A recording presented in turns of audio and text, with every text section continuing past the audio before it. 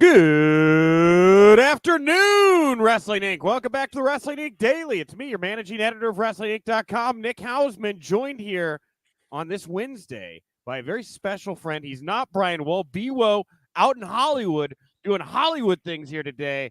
It's our good friend, Alfred Konuwa. Alfred, welcome back to the Wrestling Inc. Daily. Great to be here. I wish I was here under better circumstances, but it just seems like every time we do a show together, people lose their jobs. So I like that you're all chipper and in a great mood, and you're already putting me in a good mood because I feel like this is what a lot of people are going to need today. Yeah, I'm just trying to keep the energy high right now, Alfred. We got a slog to get through here to start off the show in just a moment. Just as a reminder, if you're listening to us in audio form and you're like, hey, how do I take part in the live recording Monday through Friday, 5 p.m. Eastern? Head over to Wrestling Inc.'s YouTube, Twitch, all of our social platforms. You can listen or you can watch the show live. You could join the comment section wherever you're at, like our good friend John here saying, hi, Nick and Alfred from West Texas. Wow, thanks so much. And John also complimenting us on our Hawaiian shirts. A floral affair here today, as it usually is with us, Alfred. Absolutely. So yeah. We've never looked better. Yeah, so come on in. Join us if you want to watch live. Later on in the show, after we talk the news, I got an interview with our good friend John Alba. He's going to be the co-host for the new show, The Extreme Life of Matt Hardy. We're going to hear all about that and what it was like to record with Jeff Hardy just a couple days ago. Obviously, a lot going on with Jeff. And in the mailbag, we are going to talk a little bit about the AEW Dynamite TBS premiere tonight. We're going to talk about the main event, Bryan Danielson, Hangman Page. And just as a reminder to everybody, because I had to do it this afternoon, if you are a live and die DVR of AEW, you do not watch live, you need to remember to change it over to TBS. If you are recording TNT, you will get Shawshank Redemption tonight or some such of that, right? So go change your – have you changed your DVR, Alfred? I did. You sent me the run sheet, and then I saw that. I was like, oh, my God, he's totally right. And so I absolutely changed it to TBS. Thank you. Helping people out here, the Swiss Army knife of pro wrestling podcast. All right. With that, let's get to some news you can use, news that will leave a bruise. And, man, do we have some bruising news here today. First of all, before we get to the multiple WWE Performance Center cuts, we knew something was coming because WWE issued the following statement to Wrestling Inc. and some other pro wrestling outlets as well. They say, with the continued evolution of NXT 2.0, we've decided to part ways with some of the staff based in our Performance Center. We thank them for their many contributions throughout the years and wish them the best. And with that, Fightful began to confirm the names that are no longer with NXT. Hall of Famer Road Dogg Brian James, he's gone. William Regal also released. Writer Ryan Katz, Coach Ace Steele. We also have Dave Kapoor, formerly Rajan Singh. He's gone, as is Scott Armstrong as well. To put a kind of pin on this, the last little bit of news here about this, as of right now, and I've got my laptop open, if more releases are announced or confirmed, we'll bring them to you here in real time on the show. But PW Insider saying WWE has also parted ways with Sarah Cummins, who is working as the Senior Vice President of Consumer Products. She was let go today. So, Alfred, what's your reaction to all this news here, man?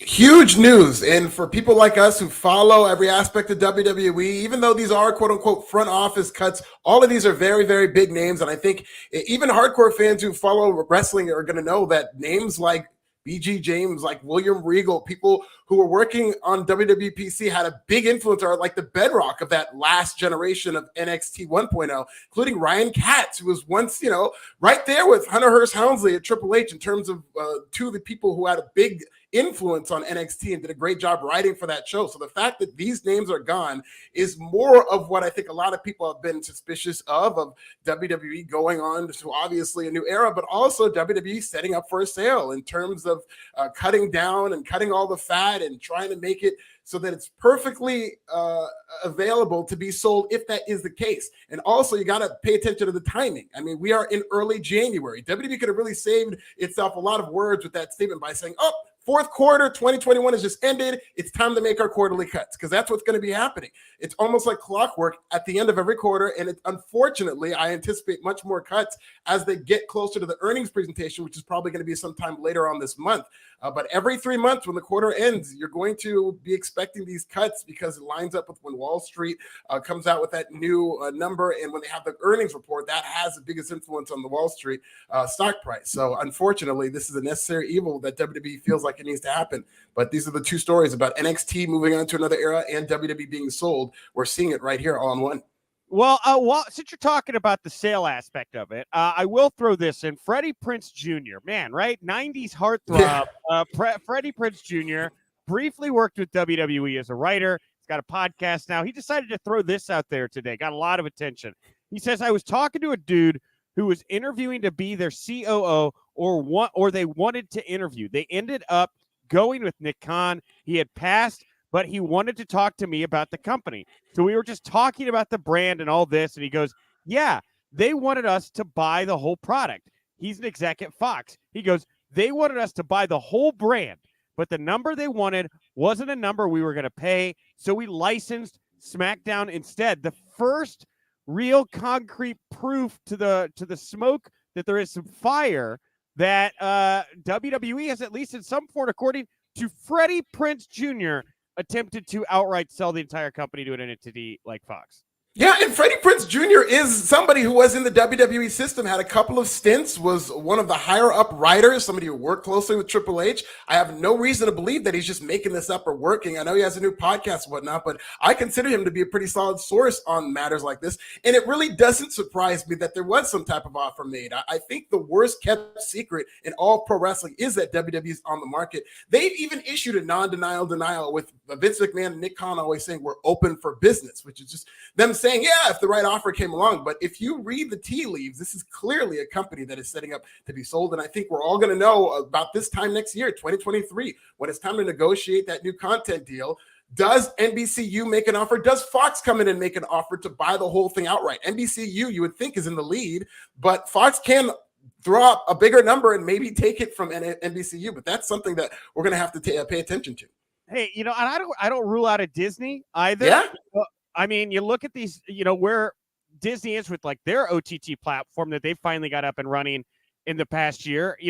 All of these places would love these, literal millions of hours of WWE content to add to their platforms and to break. I mean, there was the report recently about, the 3 million viewership hours or people that they're bringing to Peacock right now that WWE is basically, kind of single-handedly giving that platform, a big boost right now. Very valuable commodity WWE is to not just Fox and NBCU. There's going to be a lot of bidders here. Yeah, you mentioning Disney is very interesting too, because ESPN Plus has a deal with UFC, which is similar, where they pretty much bought UFC and making a lot of money off their pay-per-views. And it has been a huge success in bringing new subscribers to ESPN Plus. So yeah. Disney is definitely a player in terms of coming in and maybe looking at what they did with UFC and saying, well, WWE can do a similar, maybe not pay-per-view wise, but they can have a similar impact on bringing new subscribers to ESPN Plus. Well, Samantha here astutely saying anyone who worked with Triple H seems to have been released. It won't be long till we see Sean released too, which John also said, will HBK be next? And it's a name that I thought about as well. But I mean, can you really say you have a performance center, you're developing the best talent of all time, and fire Shawn Michaels, like arguably the greatest wrestler of all time? Currently, no drama around Sean. This isn't 97. Sean's got his life. He seems to be, very well respected. I gotta think that there's a limit. I think Sean would be safe in this situation.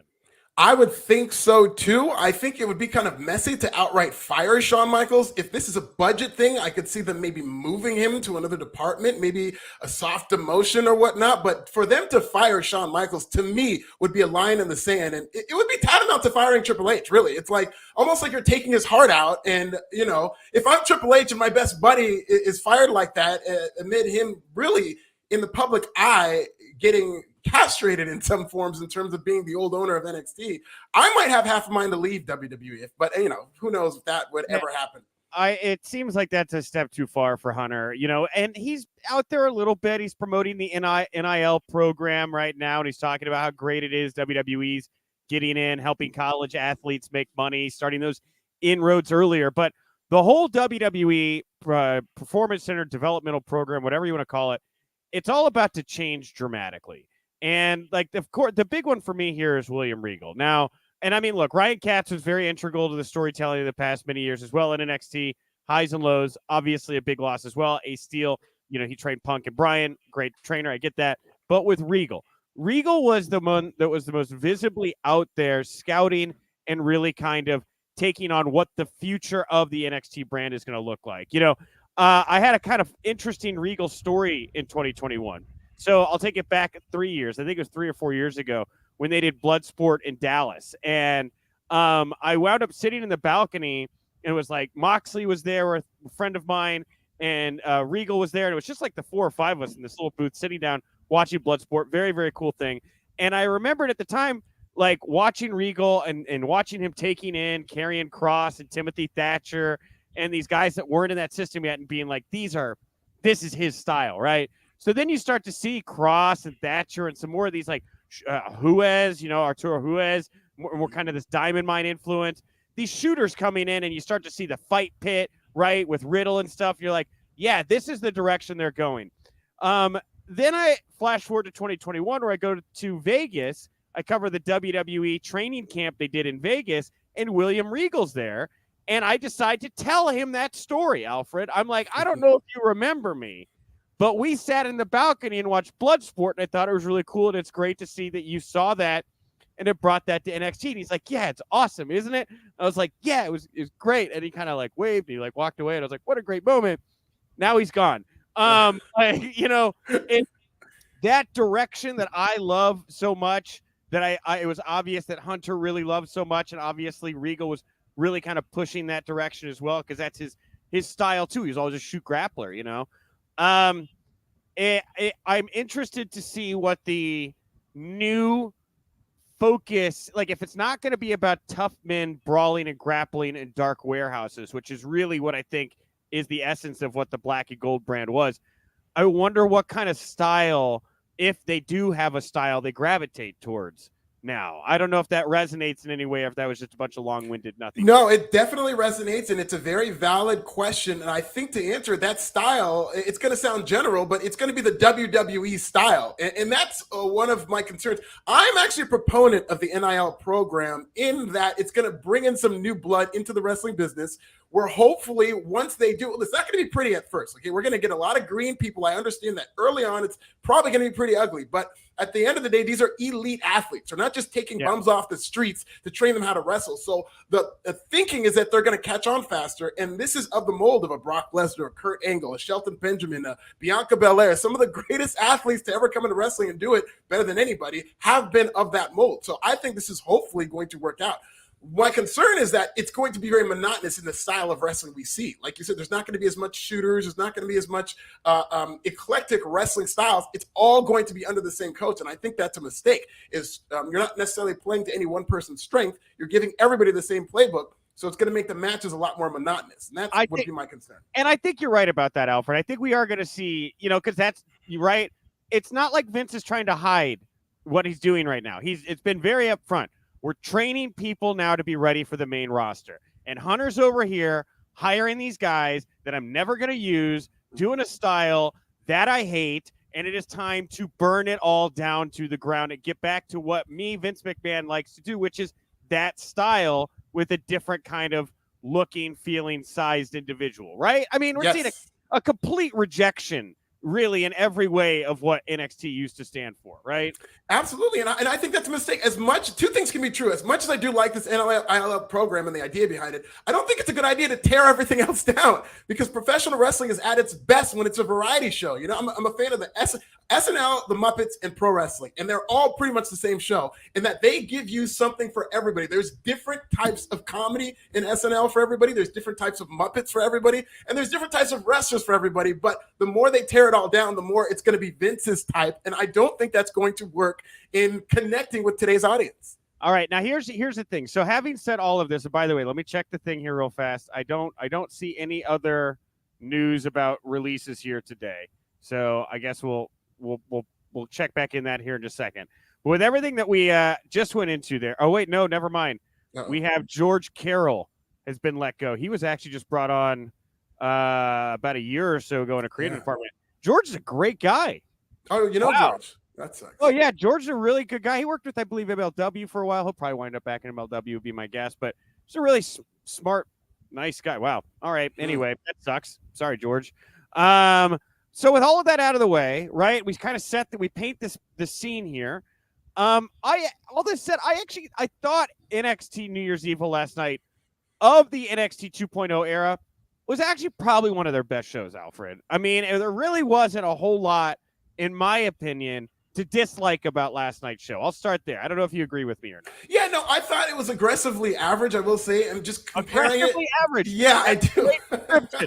Excellent. Yes. Okay. We were talking about it yesterday, and I said I kind of agree with you, Nick, in that I didn't find fault with the show. I just have no choice but to compare it to those takeovers, and some of these takeovers are some of the best wrestling shows I've ever seen, especially under the WWE umbrella. And seeing that this was of that same mold, I just don't think it lived up to that standard, and maybe it's not fair. It really isn't fair to be comparing them to that standard. But having said that, as a wrestling show, I did not think it was a bad show. I thought there was one match that I liked. I thought it was very above average. That 6-man was very good. I love the Carmelo Hayes opener with Roderick Strong. But as a whole show, yeah, I thought it was aggressively average. Yeah, and by the way, I wanted to make sure we cited that correctly. The George Carroll release, that was attributed to Fightful, as all of the other releases have been as well.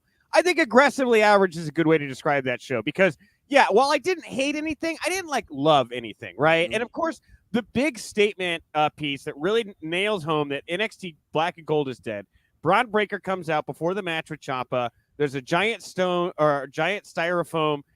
gold NXT or the X from the NXT, and he just kicks it right in half, right? And man, that is going to be a gift for many, many, many, many, many years to come, I would assume, Alfred. It should be a gift now because that's pretty much what's happening now. Is Braun Breaker kicking that X was WWE teasing and foreshadowing the bloodbath that would happen the next day. Yeah, so anyway, Braun Breaker, he wins this match. He finally beats Ciampa. He takes the NXT championship. He wins via Steiner recliner, makes Ciampa tap. There's this emotional off-air moment where Rick Steiner comes in the ring. How do you feel, Alfred? Is the right call, right time to put this title on Braun Breaker right now?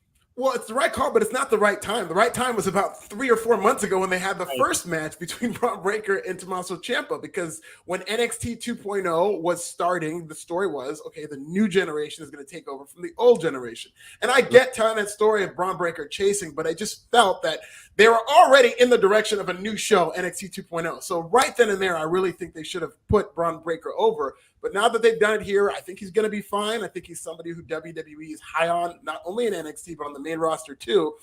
So I think it's fine that he won. It just does feel too little too late. And it just felt like this should have happened a while ago. I felt like they dragged this out.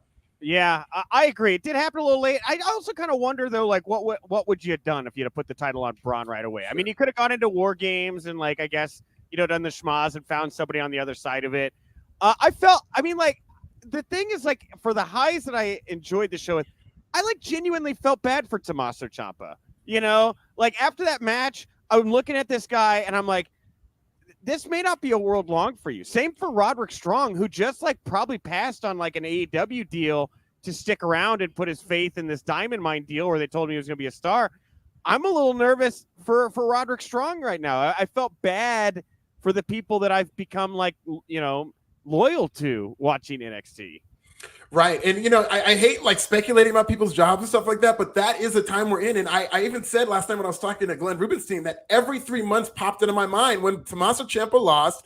And okay, we're in January here. And now, there's going to be a round of cuts and there's going to be out with the old. And I really hope that Tommaso and Roderick even aren't those guys who end up on the chopping block, because if you're going to have this new generation of wrestlers, if you're going to bring in people who've never wrestled before in their lives, an integral part of them moving forward the way you want them to is to have guys like Tommaso Ciampa and Roderick Strong, especially now that Johnny Gargano and Kyle O'Reilly are gone. You need these good hands who know how to wrestle to kind of teach these guys along the way, because it would be a mistake if you got rid of too many of them. And that's what I wonder about, if you're going to fire the wrestler, if you're going to fire the coaches to teach the new wave of wrestlers, who are you comfortable hiring to teach wrestlers to wrestle is another thought that I have right now. And I'm sure there are people that know exactly what Vince wants and can get wrestlers into that mindset. But like, I mean, I don't know. I feel like Vince is going to get in and roll around with those guys. Yeah, here you go, kid. Here's what you gotta do. God damn it. So Carmelo Hayes, he I alluded to, he beat Roderick Strong. He's the new WWE NXT North American Cruiserweight Champion. I said it yesterday. I'll say it again. I hate that name. Me too. It's bad. It's so bad, Alfred. The best thing to come out of this was the Malcolm Bivens video today. To every step I take. If you haven't watched it yet, drop everything you're doing after this and the John Alba interview that'll debut right after this. Go watch that. I mean, that was, I don't know. I just really enjoyed that. But I feel, anyway. Amazing. No, I'm just going to agree with you. That was amazing. I don't think the pro wrestling world deserves Stokely Hathaway, a.k.a. Malcolm Bivens. He's just so funny on social media. And this video, mwah. Yeah, fantastic, right? I hope he gets to do more and run free. You're wonderful, Malcolm Bivens. But I felt bad for Roddy. Felt good for Mandy Rose. Interesting, of all the title changes last night, she retained her NXT Women's title over Raquel Gonzalez and Cora Jade. I thought that they would actually continue with the trajectory of putting over young stars. I thought this was going to be Cora Jade's night. I'm a little surprised they didn't pull the trigger on her now. I'm actually not that surprised. I thought that, just judging by the way this was going, it seemed like they were teasing tension between Raquel Gonzalez and Cora Jade. So I did expect Cora to take the pinfall and Raquel to get pissed at Cora that she ruined her shot at that title. So I did expect this. I was surprised that there was no toxic attraction. And it was really kind of a flat finish where she was kind of rolled up in a weird way. And then that was the 3. And there was no outside interference or anything like that. They just put the heel over clean. So, good for Mandy Rose. Good for her getting that helicopter entrance. So, they're still investing in that character and putting her over as a big star. But it was a good night for Mandy Rose for sure. And lastly, I just wanted to mention, of course, the Grayson Waller AJ Styles scuffle that's going to lead to a match between the two this week on NXT. What do you is Grayson Waller? Is he behind Braun? Do you think he's popping, or do you think he's not connecting? How do you feel about what they're trying to do with Waller right now?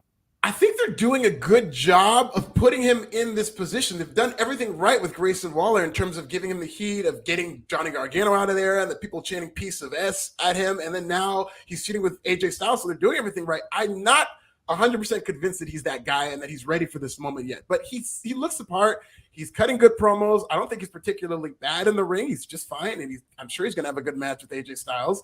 AJ Styles will be able to carry him to a passable match. But, I like that they're going forward with this guy and they're taking a chance. I'm just not 100% convinced just yet.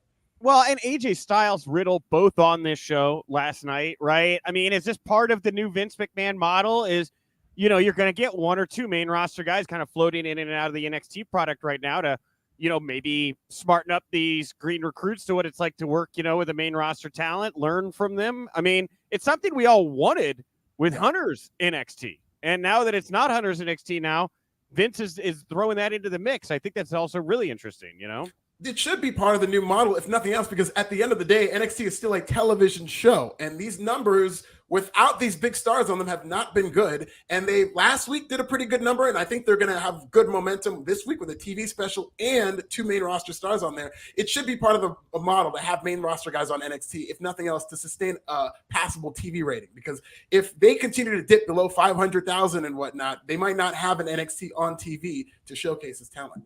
All right. Well, so coming out of this show, and by the way, the viewership came out. This was like the best viewership they've done since Halloween Havoc, which is no surprise, right? It's another kind of big special for them. But you got the belt finally on Braun. Mandy's retaining. Do you think that next week we see a bounce out of this, or do you think this was not enough to kind of grab people and start to run the ball down the field, so to speak? I do think they sustain. I think WWE was very smart, knowing they were going to have such a big audience for NXT, is they promoted the next show. They had everything lined up to go. We're getting AJ Styles next week, and they've got a couple of matches that are announced. We're getting, I believe, a 6-woman tag team match with Karen Hughes debuting her new character, Wendy Chu. And so I think they're not going to necessarily do the number they did this week, but I do think they're going to do what they did last week, maybe closer to what they did last week, that 600,000 range. And I think it's going to be a good number again. Yeah. Well, somebody maybe we'll see in NXT messing around with the kids. Seth freaking Rollins. That's the whole story there. His name is officially Seth freaking Rollins. They've changed it in the Raw roster page. It's on graphics now. A lot of people losing names. half their names, right? Not Seth Rollins. He gets an extra name. He's freaking Rollins now. I felt I had to give this a minute of time on the show because it did a ridiculous amount of traffic overnight, Alfred. People really care about this for some reason. Interesting, because I don't necessarily. I'm very heartbroken with what's happened to Seth Rollins. I thought he was the closest thing I'd ever seen to Shawn Michaels, and I still continue to be a fan of his in-ring work. I love this character in 2014 when he was that young, entitled heel, and I just think he's just gotten left creatively in terms of this character. And Seth freaking Rollins fits it because he's kind of a troll in terms of how this character comes off, and the fact that he's now named officially Seth freaking Rollins, it fits his character, but I'm just not a fan of anything he's done in the past year or so. All right. Lastly, here, before we get to John Alba, if you're listening to us in audio form, and then we'll dive into the mailbag for everybody to wrap up the show. But the Wrestling Observer saying, we'll start with Matt Jackson of the Young Bucks. He revealed via Twitter he's tested positive for COVID-19, as has his stablemate Brandon Cutler. The Observer saying both Jackson and Cutler got the virus, and since Nick Jackson was in close proximity with them less than 18 hours ago, he was deemed a close contact. Therefore, all three men, they're going to have to miss tonight's Dynamite premiere on TBS. Won't be back on TV until they're cleared, and it's unknown when these positive tests came in, but it was not Tuesday. Nick Jackson, of course, Nick Jackson previously battled COVID September 2020, took him out for nearly 3 months. Bad timing here, and just like a reminder of the times we're in, Alfred, right? I heard a NPR doctor earlier say we're getting ready for the storm before the calm. The hope is that this one here, it's very, it can go out there and infect a lot of people, but it's not bad enough, hopefully, to put people in hospital, especially if you're vaccinated. So on the other side of this variant, maybe there's hope, but a continuing reminder that we're still in this thing, man. And it sucks, dude. I hate having to report on these last second changes for medical issues, like with the Roman stuff, Yeah, I know, it really does suck. And there's now outbreaks affecting both wrestling companies, it seems. And yeah, hopefully that is what I've been hearing too, is that maybe by March, this whole thing will be behind us and there's just one more surge. But again, it's scary to be in these times because this is what we were told last time around for the pandemic, that hopefully it would be over soon enough. And so there's just so much uncertainty. I hope the Young Bucks get fully recovered and everything comes to pass, because I've known actually quite a few people who got it, and they were, I wouldn't say fine, but they kind of said the same thing, that it was kind of like a cold, and then they eventually got over it. But this also gives the Young Bucks creatively license to blame Brandon Cutler for giving them COVID in a future promo, which I think would be very funny. All right, Alfred, I want to thank you for talking all the news today up top with me. Thank you to John Alba for taking the time. The Extreme Life of Matt Hardy debuts this Friday on all podcast platforms. Be sure to go check that out. And, of course, let's get into the mailbag here. Outweek Daily, WINC Daily. I started the podcast poll up early here today. I wanted to know, who do you all think is going to walk out of Dynamite and their TBS premiere as the AEW World Champion? Is it going to be Hangman Page or Bryan Danielson?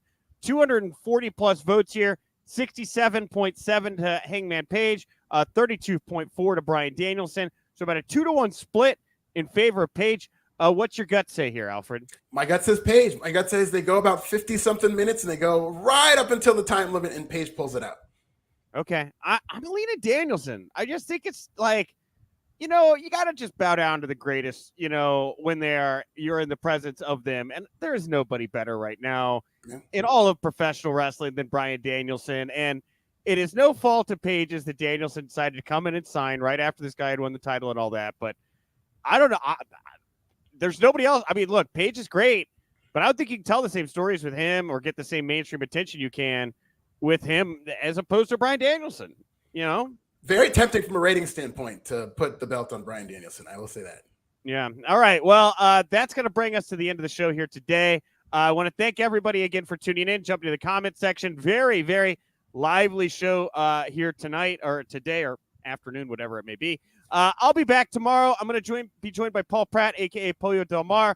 Reminder, if you like this show, go give us a nice comment over on the iTunes page. You'd be shocked at how much that helps us get up the chartable charts and find new fans, everything like that. So if you haven't done that yet, iTunes review is always appreciated. The Wrestling Inc. podcast will be back tonight after Dynamite. Are you going to be on that show or no? I will be on Dynamite tonight with Justin LaBar. All right. You and LaBar and the LaBarbarians going to break down Dynamite here tonight. And, of course, if you like the Wrestling Inc. Daily, the Wrestling Podcast, SupportWrestlingInc.com or at all your socials. Alfred, what do you want to put over here before we wrap up the show today?